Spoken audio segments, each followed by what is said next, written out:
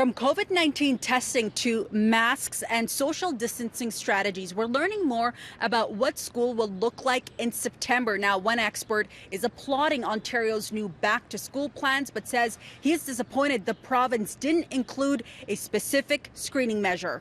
I guess I'd point to the big study that came out of South Korea, a very valuable piece of knowledge there that, kids under 10 apparently are not particularly contagious. We got an initial report from Australia that this was the case. We got more evidence from Iceland and their extensive contact tracing that parents could make their kids sick, but young kids were not making their parents sick.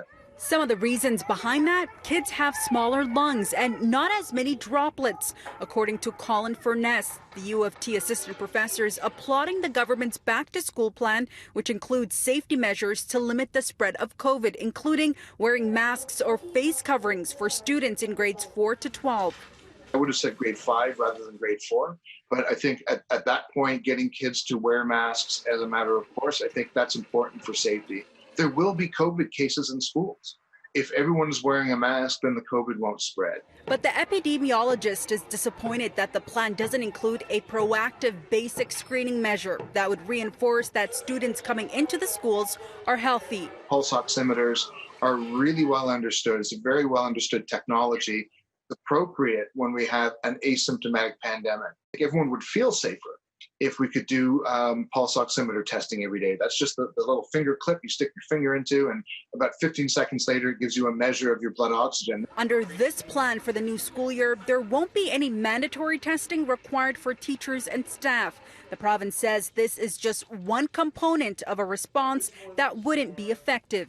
Doing testing on all the teachers would be a huge amount of resources taken away from the need for quick access to testing when somebody may be symptomatic. And Furness agrees, saying daily testing isn't warranted and is a severe step to mandate. But there might be an argument to make to accommodate some testing when it's called for or wanted.